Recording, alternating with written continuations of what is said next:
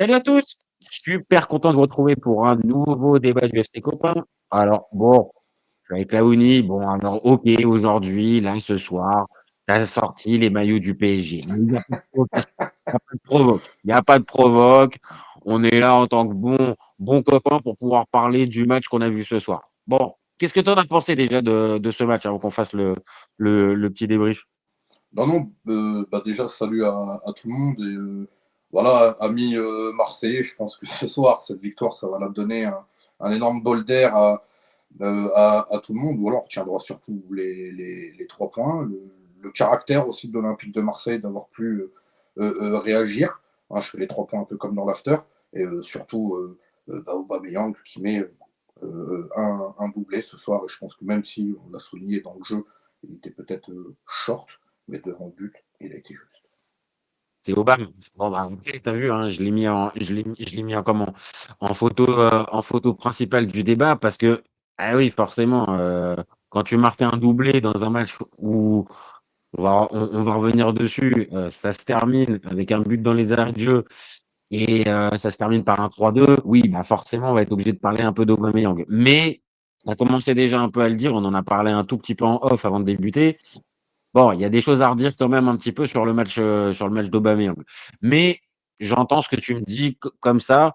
Voilà, c'est juste d'abord les 3 points pour l'OM. Toi, c'est comme ça que tu vois. C'était ça qui avait à aller chercher. C'était ce qu'on avait dit un petit peu dans notre preview d'avant-match.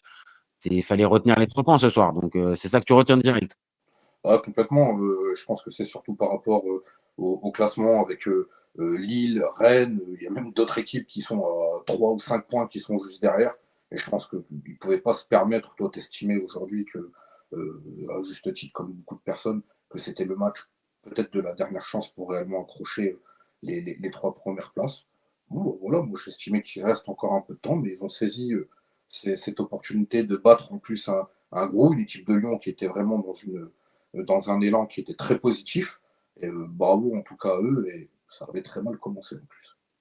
Bah ouais, parce que vas-y, tu sais quoi, on peut se faire un petit peu le débrief un peu comme ça, avec les différentes étapes de match. Bon, alors là, je vais partager juste la compo. Tu l'avais dit, hein, t'avais prévenu en avant-match.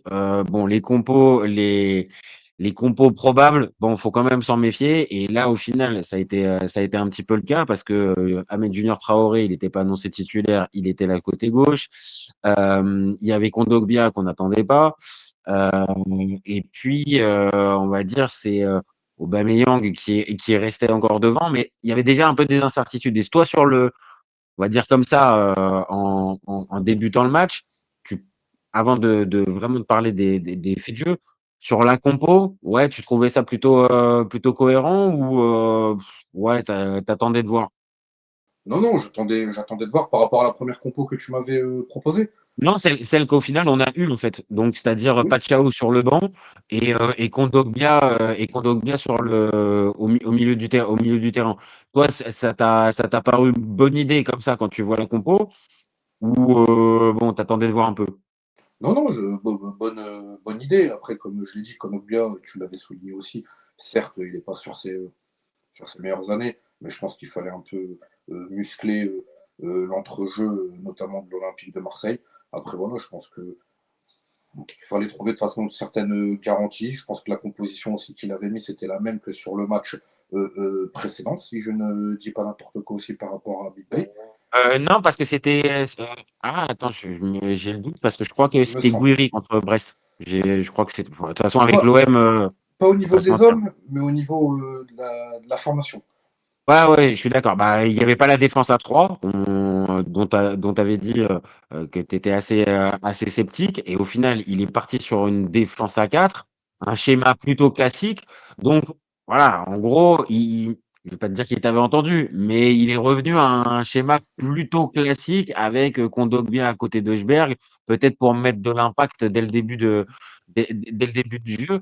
Maintenant, voilà, on va rentrer dans les faits, dans le vif du sujet. À la troisième minute, quand tu vois comment l'OL arrive avec une facilité déconcertante à se rendre dangereux et arriver à ouvrir le score, ouais, je suis pas sûr à ce moment-là, moi, que la formule, elle me sautait aux yeux, hein, à ce moment-là. Non, mais après, comme je te l'avais souligné, quand tu es dans la merde et que tu es un peu épouvanté, faut forcément essayer de se désenchanter. Et c'est ce que l'Olympique de Marseille a fait. Tu es tout le temps, en fait, pris par tes démons, hein. Je pense que nous, derrière, on avait fait un match où on s'était fait remonter plusieurs fois, notamment face à Rennes, face à Monaco. Il fallait retrouver aussi ces garanties-là. Et, on prend 2 buts bizarrement pareils que face à Monaco. Et je dis, bon, bah les gars, ok, il faut partir avec 2 pions de retard. C'est les mêmes matchs qu'auparavant, mais il va falloir faire la différence. Là, Marseille, c'est pareil pour eux. Ils prennent un pion très vite, tu sens qu'ils sont pas bien. Et c'est ce que j'ai aimé, c'est que le bateau, il a tangué fort, hein, parce que tu dis s'ils mettent le deuxième, je crois qu'il y a le deuxième qui est marqué d'ailleurs, parce qu'il y a hors-jeu. Ouais, ouais, ouais, Euh, mais pour rien du tout, hein. Franchement, pour rien du tout, tant mieux, parce que s'il est validé le but, je pense que le storytelling, forcément, c'est pas le même. Mais même hormis ça, où tu dis ils sont acculés, voilà, ils ont montré du caractère. On l'a vu sur le banc aussi de Marseille. Ça a vraiment poussé, ça a vraiment remobilisé tout le monde. Et j'ai aimé aussi les 2, 3 actions sur la ligne où il me semble que c'est le Aubameyang, je crois qu'il fait cette espèce de râteau et de dribble talonnade derrière où il essaie de ouais. montrer un peu de légèreté, de technique, de se dire allez les gars, faut se lâcher. Comme je l'ai dit, c'est le genre de match que tu as envie de jouer, que les supporters ont envie de voir aussi et de voir briller. Il y avait du monde, hein, notamment Jean-Charles Skarbowski que j'aime beaucoup, qui était présent et quand il est là, bah, je pense qu'il porte bonheur à l'Olympique de Marseille. Il Mais faut qu'il y ils aille plus ont. souvent. Ouais, Il faut qu'il y aille plus souvent, on va lui dire. on va lui dire, même si sa salle elle est plutôt sur Paris, mais c'est un grand supporter de l'OM. Mais je pense que dans l'histoire, bah, c'est Lyon qui perd gros. Il y avait peut-être Marseille qui pouvait perdre gros, ou Lyon. Bah, voilà, ça tombe du côté lyonnais où ils auraient pu mettre 8 points. Marseille n'est plus à 8 points. Et ça, c'est la Ah petite ça, ouais, tâche. ouais, ah ouais, ça, c'est clair. Et maintenant, tu insistes déjà un peu sur un point, et tu l'avais dit dès le départ, là, de ce livre.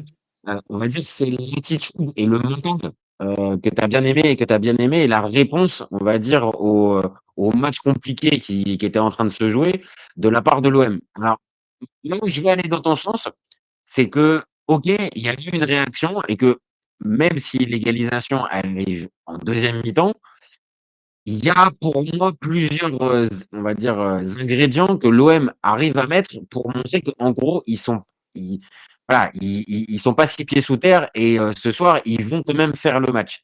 Maintenant, je vais insister un petit peu dessus ce soir, mais pour moi, j'ai trouvé beaucoup, beaucoup de maladresse technique, et que, OK, tu as peut-être affiché une vraie, allez, une bonne volonté en 1re mi-temps de la part de l'OM.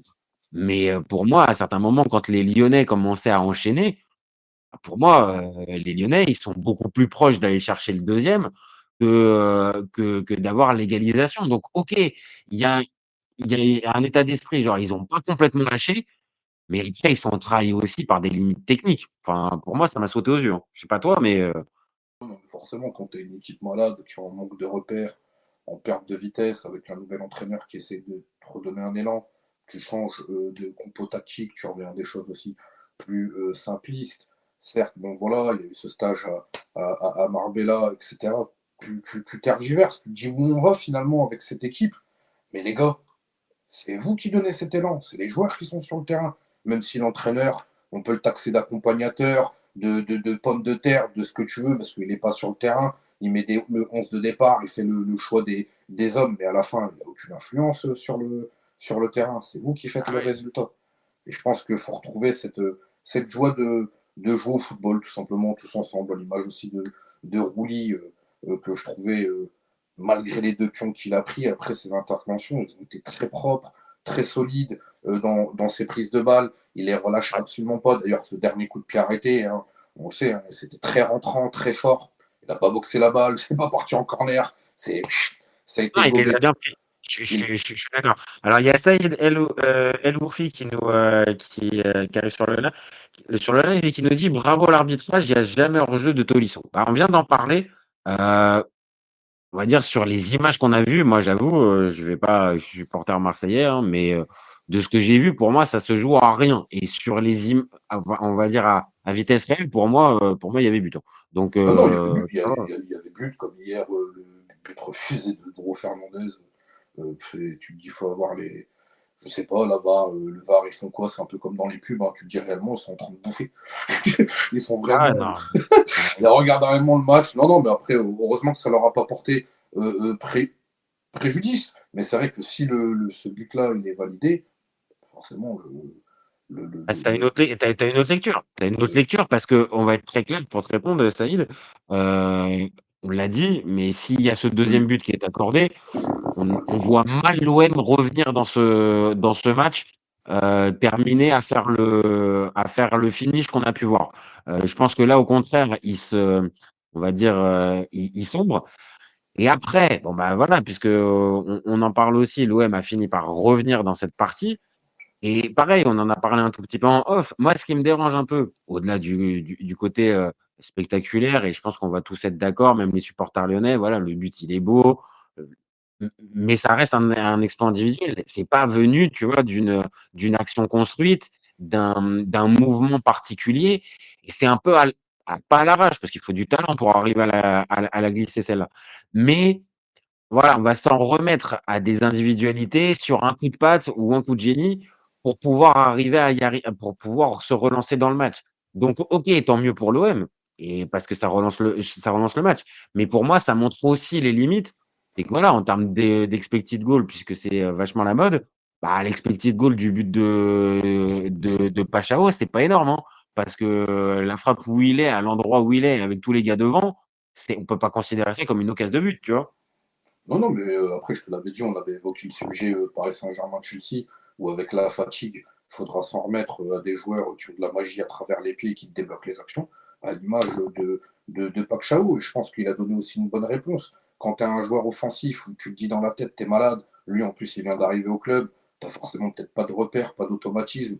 Tout se repose en fait sur le talent et le jinga, comme pourraient dire les Sud-Américains, de Pac Chao. Et on a vu que ce soir, le petit, malgré la pression, malgré les tacles qu'il peut prendre, j'espère qu'il n'est pas trop les réseaux sociaux, et même moi je le dis, les 35 millions d'euros, il est quand même un peu surcoté le garçon, mais il a quand même montré qu'il avait un peu de poussière de magie dans ce pied droit, si je ne dis pas n'importe quoi, et qu'il l'a mis au fond des filets, et je pense que ce but-là aussi, il va lui faire du bien, et peut-être que ce genre de but, on appellera d'autres pour les prochains matchs.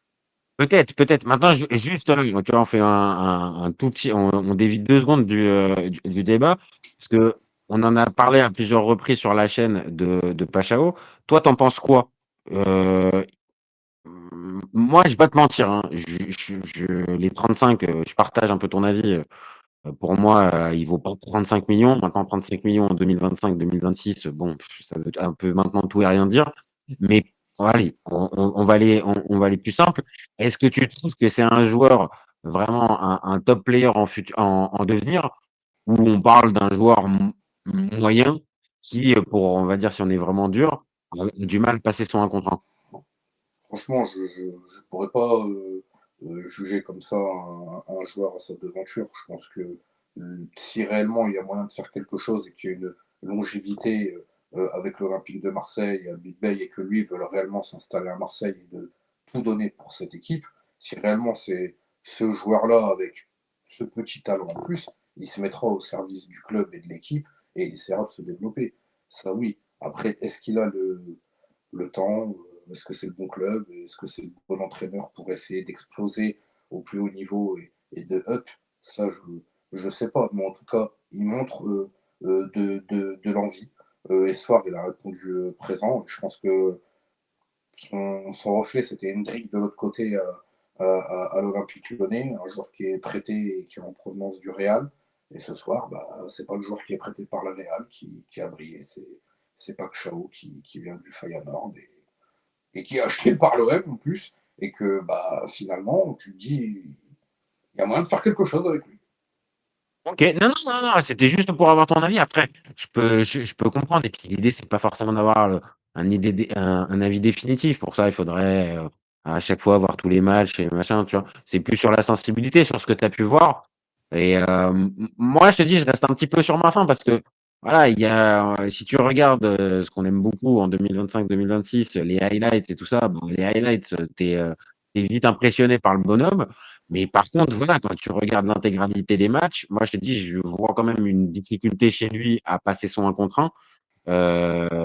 Et GG, que, la Ligue 1, ouais. c'est très dur, hein. Les Non, mecs, c'est vrai, sur l'aspect physique, je suis d'accord, c'est pas le championnat des Pays-Bas. À ce niveau-là, je suis d'accord. Je suis d'accord. les mecs, ils sont rugueux, ils ont du volume, ils ont de l'impact. En plus, en France, quand tu sais qu'il y a un mec avec le ballon qui est plutôt pas mal, bah, les mecs, ils se cachent pas, hein. Ils y vont, ils essaient de se confronter à ce qu'il y a de meilleur pour essayer de se jouer aussi et de se dire, bah, moi, je me place où par rapport à ce type de profil. Moi, c'est quand je rentrais sur le terrain, tu pouvais me dire, ah, il y a lui, mais quand j'en avais rien à branler. Moi, tu vois, dans la vie, je marche comme ça. Eh, tu peux me dire, il y a X, il y a Y, je vais te dire, bah, c'est bien, je dois être impressionné, je dois être. Et on me disait toujours, ah, mais non, mais ok, j'ai un peu d'humilité, mais je suis pas une merde, les gars. Et vous allez voir que quand je vais rentrer sur le terrain, bah, je vais te l'enrhumer, Ouais, le cousin. Tu vois. Et là, tu viendras me voir, tu me diras, oh putain. Et ben voilà. tu as Moi, du raison. coup, ben voilà, et il a Ouais. eu raison. Et il faut avoir cette mentalité-là. Et à l'entraînement, c'est pareil quand je parle à mes gars ou à des collègues. Si tu as une mentalité de merde où tu es toujours en train de regarder en bas, à dire, oh putain, il y a lui, on va jouer nanani, là, vas-y, écoute, prends tes crampons et barre-toi, au pire, remets-toi devant la télé, regarde, et tu verras, tu vas te mettre à vivre à travers un joueur, mais finalement, c'est pas toi, quoi. Vis tes moments présents, et si réellement tu es ce joueur d'impact, qui a un minimum en plus d'envie et de se montrer, bah, c'est le moment, et en plus, vous avez de la chance de vivre des grands soirs comme ça, et puis, je dis une connerie. Imaginez Pacquiao avec la fin de saison qu'il peut faire avec l'OM et qui peut être positif. Bah, résultat des comptes, tu pars avec le Brésil et tu vas disputer la Coupe du Monde. Ah non, mais sorti de nulle part. Non, non, mais tu as raison, hein, on en a connu des trajectoires. On suit le foot depuis assez longtemps pour savoir que à certains moments, la trajectoire d'un joueur, ça peut dépendre d'un match, enfin, de tellement de paramètres, on va dire, différents que oui, je vois ce que tu veux dire et je vais pas forcément te contredire. C'est juste que, voilà, on le sait tous, à l'OM, mettre 35 millions sur un joueur, c'est pas commun. Donc il y a forcément beaucoup d'attentes et beaucoup de trucs et que, voilà, on peut rester un peu sur sa faim. Maintenant, tu l'as dit aussi, il y a des qualités, c'est sa première saison, l'adaptation aussi. La Ligue 1, c'est un championnat qui est compliqué. Donc voilà, peut-être que comme tu viens de dire, c'est ce genre de match qui peut lancer encore plus son aventure à l'OM. Maintenant, voilà, là on parle beaucoup de l'OM. L'OL aussi, dans ce match a aussi existé parce qu'après cette égalisation, moi, je pensais que l'OM allait, on va dire, pousser véritablement pour aller arracher le 2-1 et peut-être après conserver ce score et en fait, à ce moment-là, l'OL a commencé à reprendre je trouve un peu la maîtrise du match. Ils ont commencé à faire plusieurs enchaînements et c'est là où ils ont plusieurs occasions graves et puis, c'est sanctionné à la fin par le petit gamin, Rémi Imbert qui fait son premier match. Tu imagines l'histoire, l'autre Premier match, heu, 1 match à 19 ans, c'est un olympico et tu marques le but du 2-1 à la 75e. Ah, pour moi, c'était assez logique, en fait.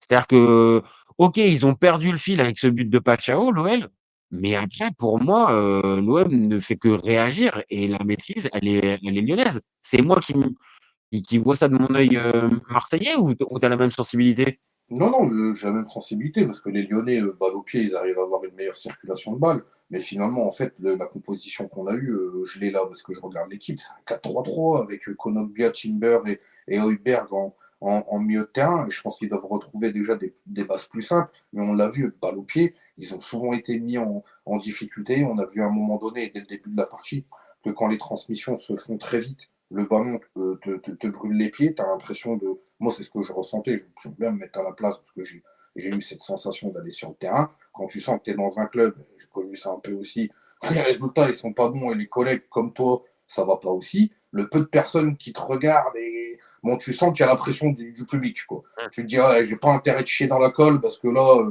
j'aurais pas besoin de me retourner, ça va gronder sévère. Et les Marseillais, ce soir, ils attendaient une victoire. D'ailleurs, je suis tombé sur Mohamed Denis sur Twitter où il demandait déjà le départ de Habib Bey au bout du 1-0.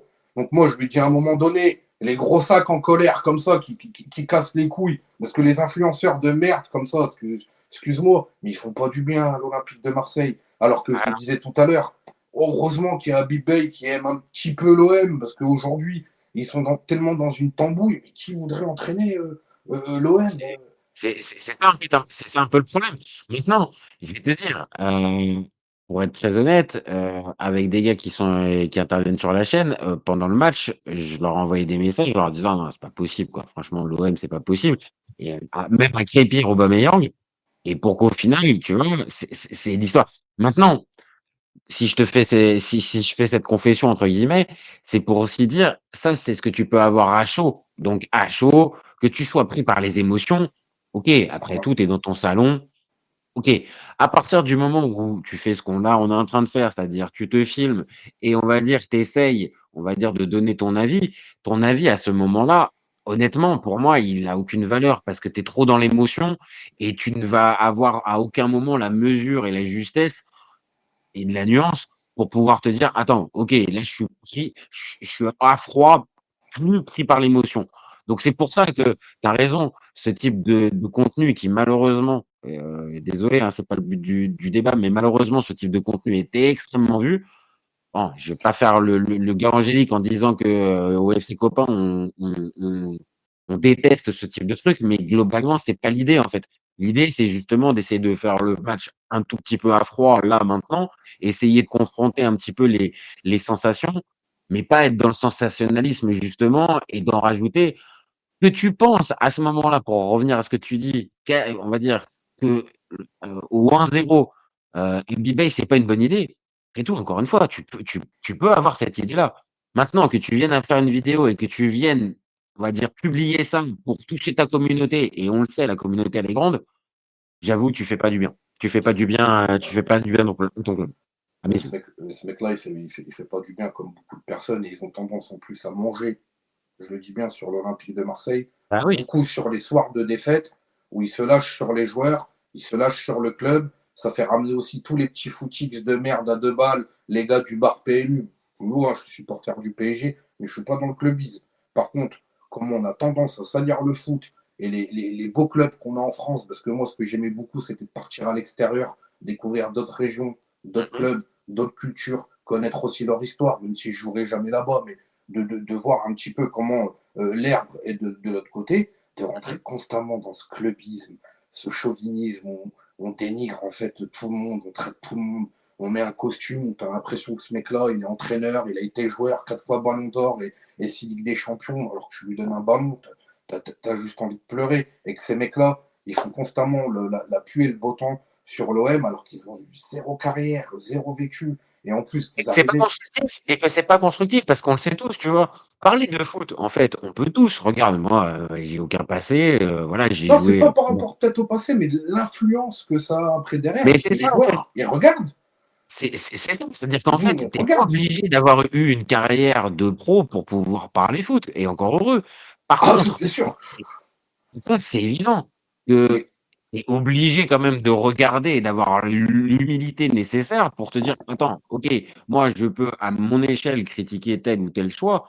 Par contre, on va se détendre. J'ai pas les diplômes, j'ai pas le vécu, j'ai pas l enfin, j'ai pas cette expérience-là, donc tu dois doser». Mais c'est pareil, c'est-à-dire on en revient toujours à la même chose dans ce type de truc. Ces gars-là ne sont pas dans le dosage, ils sont justement dans la provocation et tester certaines limites pour pouvoir, je te dis, toucher ta communauté. Donc OK, ça fait du buzz, c'est très triste, c'est comme ça. Nous, c'est pas notre approche et pour en revenir à non, non. justement ce qui nous amène à faire ce débat, bah, ouais, en voyant ça, bien sûr qu'on peut se dire pendant le match: «Putain, Habib Beye, c'est peut-être pas la solution». Maintenant, voilà, tu as l'air fin au final quand tu as dit ça à la 5e minute, mais qu'au final, le match est remporté 3-2. Alors OK, on l'a dit, c'est pas que Habib Beye, c'est les joueurs qui sont sur le terrain, mais il n'empêche que Habib Beye, il a aussi sa part de responsabilité dans la victoire. Donc voilà, c'est bien de doser un peu et de faire les débriefs après match, c'est quand même un peu mieux que de les faire, en plein match, je trouve. Et puis En bon, on casse pas des télés comme ça, à ouais, tire ouais, ouais. l'arigot Non, et non, non. pour gueuler nul, nul, nul, nul. Tu vois, ça Non, fait non. rigoler 2 minutes, mais quand t'entends comment ils déroulent derrière, quand tu penses que les mecs s'entraînent tous les jours, ils essayent d'être performants pour leur club euh, où ils jouent et essaient de rendre un petit peu de bonheur aux supporters, tu dis le mec, il a rien compris. compris, quoi. Puis surtout que c'est dur aussi d'être joueur. Hein. C'est pas, t'es là, tu vas sur le terrain, surtout quand tu. Moi, demain, tu me dis, bah, jouer à l'Olympique de Marseille dans tant de bruit qui sont. Ouais, c'est Franchement, costaud. Non, c'est. non, mais après, c'est toujours pareil. C'est-à-dire que que tu critiques, on est On tous, peut on est tous. critiquer. Mais Ah oui, oui, mais après, bien c'est sûr. juste dose. C'est Mais juste traiter dosé. les parents, les darons, Non, mais non. même des Hermines, c'est à force de personnes comme ça qui vont constamment pousser, comme il fait le pressing pour Habib Bey. Il y en a plein, hein, c'est ce qu'ils ont fait hein, durant le 1-0. Aller sur les réseaux, ça demandait le départ de Habib Bey. Mais moi, je dis, les gars, un match, ça dure 90 minutes. Alors, ok, ils ont pris un pion, tu dis, bon, mentalement, ils ont peut-être lâché, mais on va voir le futur. Et le futur, pardonnez-moi, il est très proche. Il y a 2 mi-temps, c'était le début de la première mi-temps. Ça se trouve, tu vas être comme un con à la fin du match. Et donc, le débrief que tu vas prendre, bah, tu vas être comme ça. Et Ah voilà, à oui, la fin, c'est ah oui. c'est c'est ce qui se passe. Et je trouve ça très triste. Mais pour revenir au match, bravo aux joueurs déjà. Hein, parce que franchement, pour moi, quand on me dit 1-0 et que j'étais en train de regarder, j'étais un peu en décalage. Je me suis dit, ah, c'est mal parti avec Coco Tolisso qui ouvre le score.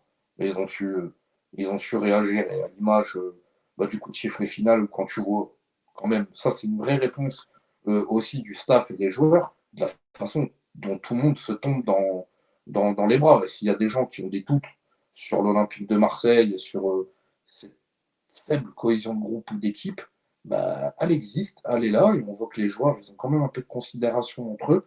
La preuve, sur une victoire, ils se tombent dans les bras et on le voit sur les visages, ça en dit long aussi. Alors, Non, ce non, n'est non, qu'une non. victoire. Et ça coûte cher, une victoire. Ouais, mais sauf que là, les victoires dans le contexte actuel, pour l'OM, elles comptent vraiment, j'ai pas envie de te dire double, parce que ça reste que 3 points, mais vu le contexte, pas te mentir que là, c'est quand même un gros bol d'air.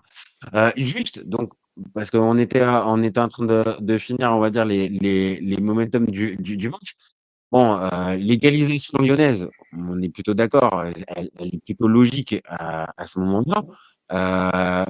Vraiment, tu vois, en essayant d'être pareil, d'être le plus honnête possible. Est-ce que là, à 75e, quand Humbert vient marquer le deuxième, tu imagines 2 secondes l'OM capable de pouvoir renverser le truc, ou tu te dis non, là clairement ils vont baisser, enfin ils vont baisser la tête, ou justement la réaction que tu avais vue en début de match te faisait dire ah, pourquoi pas, on sait jamais. Non, non, moi, quand je les ai vus perdre de cette façon-là, j'étais plus focus sur le match, de voir sur le comportement body language, comment les joueurs, Hein. en fait, vont réagir. Tu peux perdre, je le disais, il y a une façon de gagner, il y a des façons de perdre, mais c'est de tout donner sur le terrain. Alors, certes, peut-être ce soir, la meilleure équipe, elle a perdu.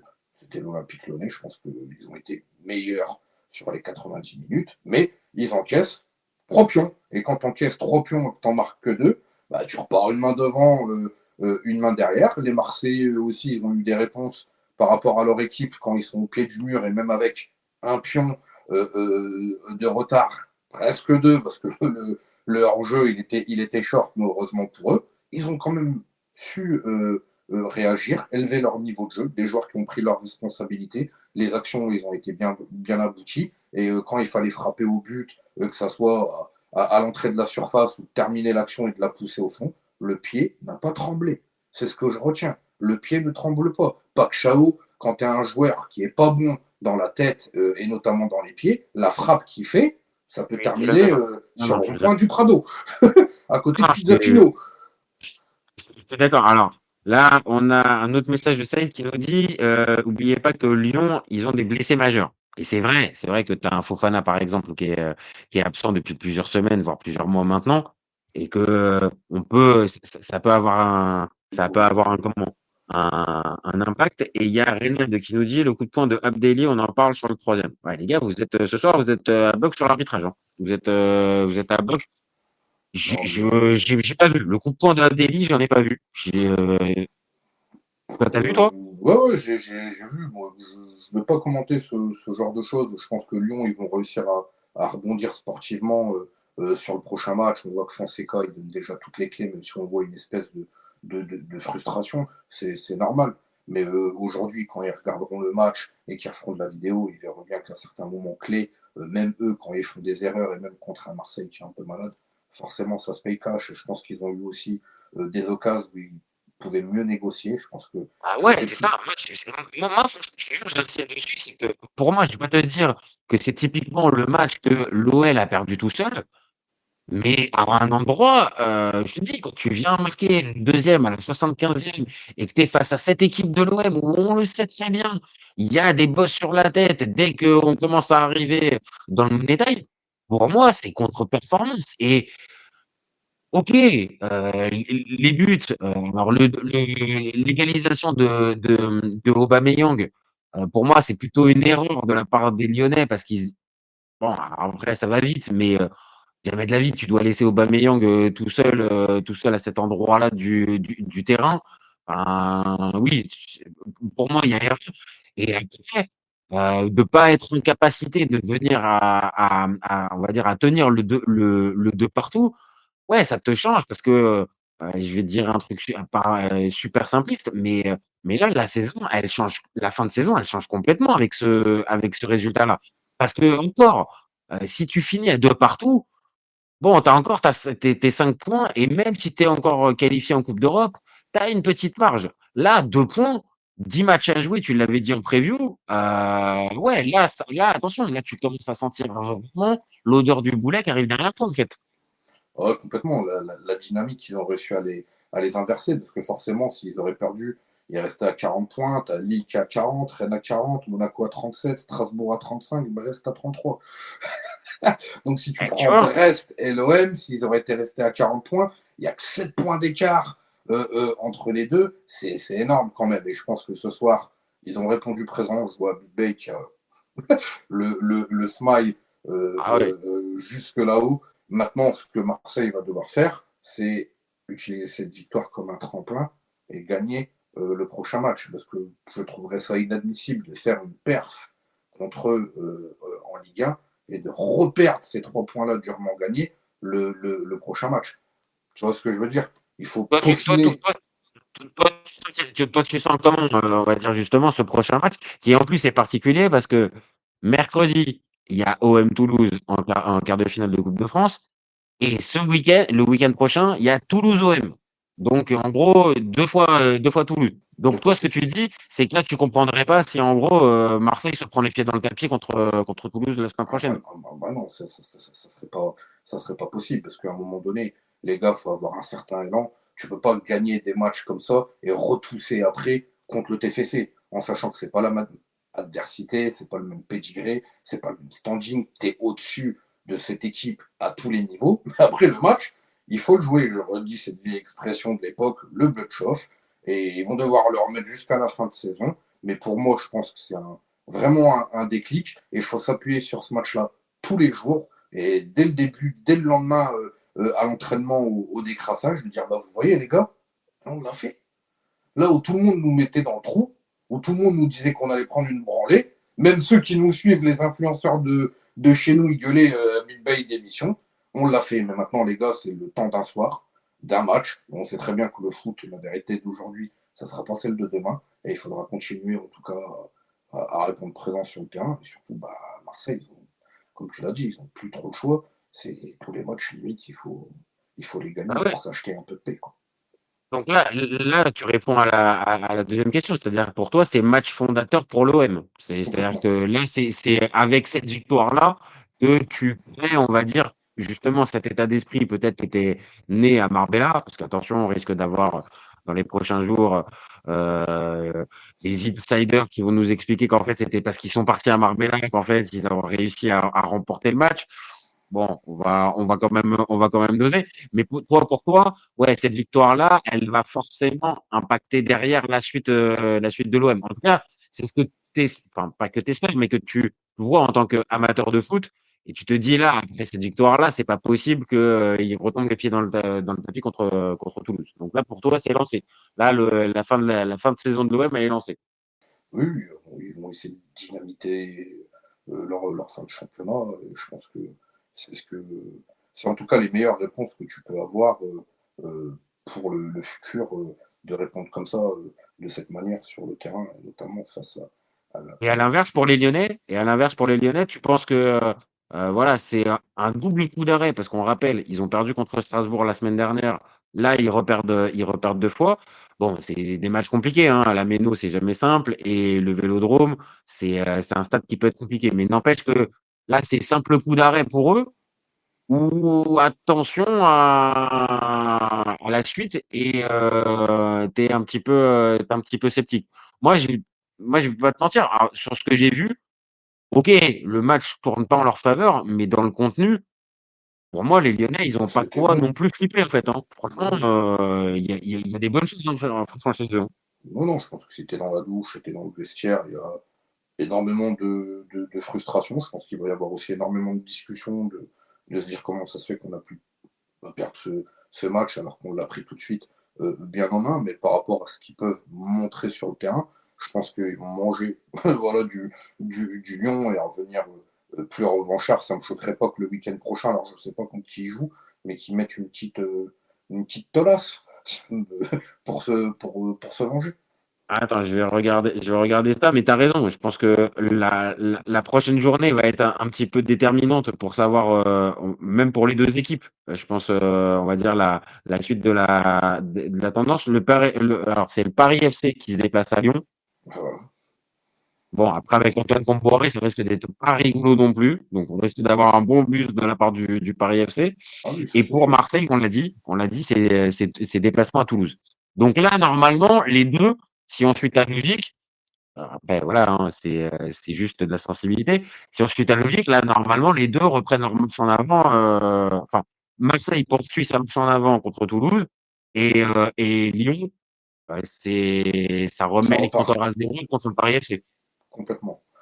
C'est ma ligne, en tout cas pour moi, Marseille, ils doivent s'appuyer sur ça et enfin avoir un élan de victoire, de positif, de retrouver enfin un peu de fraîcheur, parce qu'à un moment donné, il faut sortir de ce bout de tunnel qui mène en plus à nulle part, il faut bien le dire. Hormis nourrir la haine et les tarés qui sont derrière les claviers, à essayer tout le temps essayer de comprendre, de décrypter. Moi, je le dis toujours. Il y a des mecs qui se mettent des nœuds dans la tête, des fois, quand j'interviens avec toi ou dans d'autres chaînes. Mais je me dis, les gars, le foot, c'est super simple.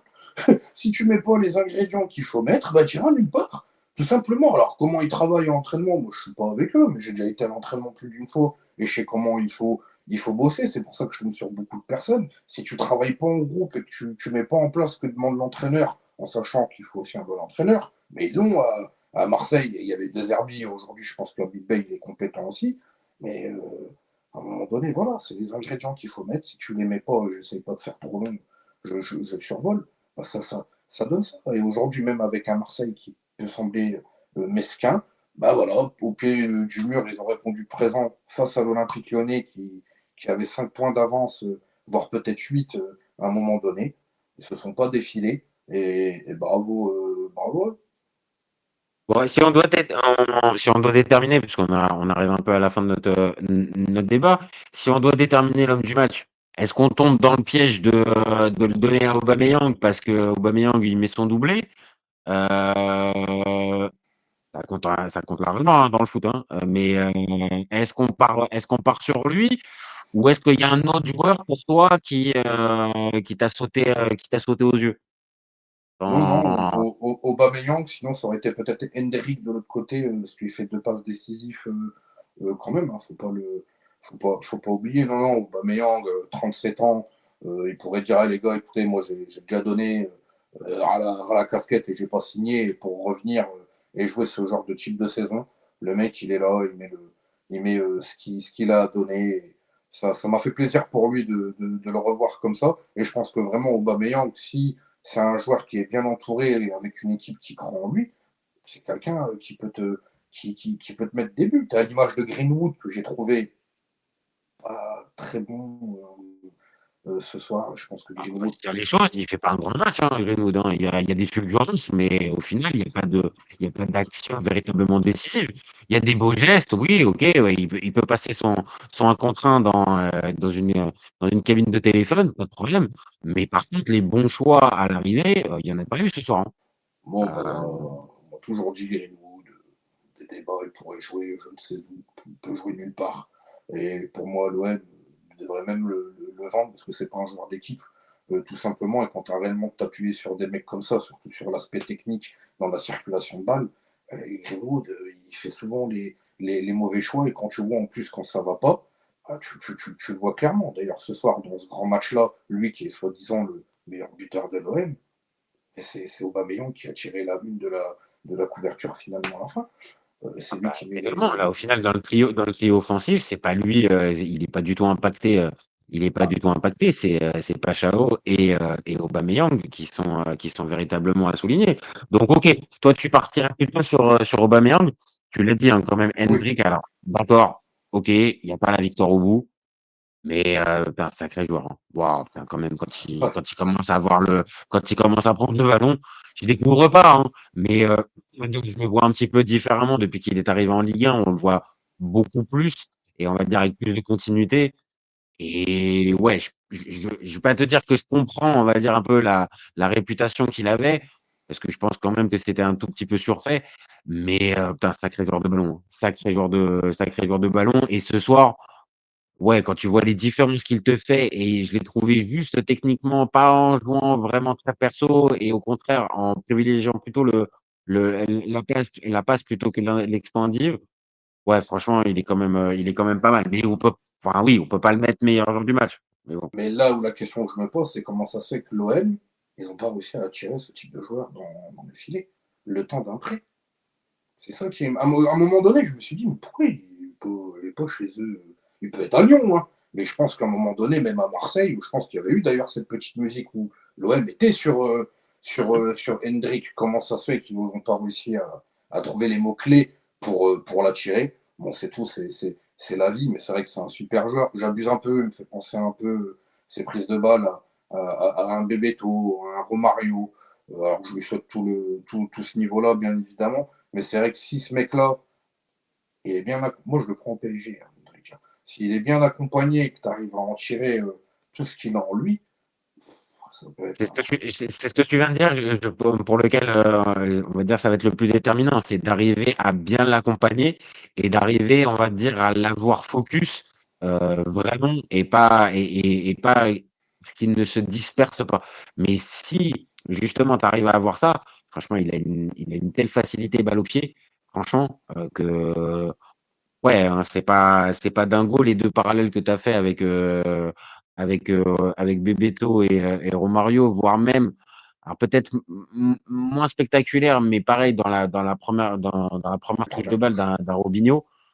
Franchement, il a quelque chose. Maintenant, oui, voilà, ce soir, on peut pas le mettre, meilleur joueur et côté lyonnais, ah ouais, tu as un Tolisso quand même. Tu as un Tolisso qui, le Incroyable. but, il tremble pas, quoi. Il tremble pas une seconde. Et sur le deuxième, qui est malheureusement pour lui refusé, pareil, il tremble pas une demi-seconde, hein, Tolisso. Il fait de sacrées saisons, hein. Top joueur. Ça, c'est des joueurs d'équipe. Ça, tu vois, à la guerre, t'es au milieu du Sahara, il faut venir te chercher, c'est lui qui vient. Tu vois ce que je veux dire? Tu vois, putain. Bah non, mais c'est des mecs comme ça qu'il faut. Moi, c'est pour ça que j'adore les sport co et dans ces trucs-là, c'est que même quand t'es pas bien, bah c'est un peu quand t'es à la guerre et que t'es blessé, bah t'as le collègue, il est là, puis il te monte sur l'épaule et c'est parti, on y va. Et le foot, c'est exactement pareil en fait. Et c'est des mecs comme ça qui, t'as envie de jouer pour eux et tout donner. Je pense que le vestiaire lyonnais doit être très déçu parce qu'ils avaient bien commencé.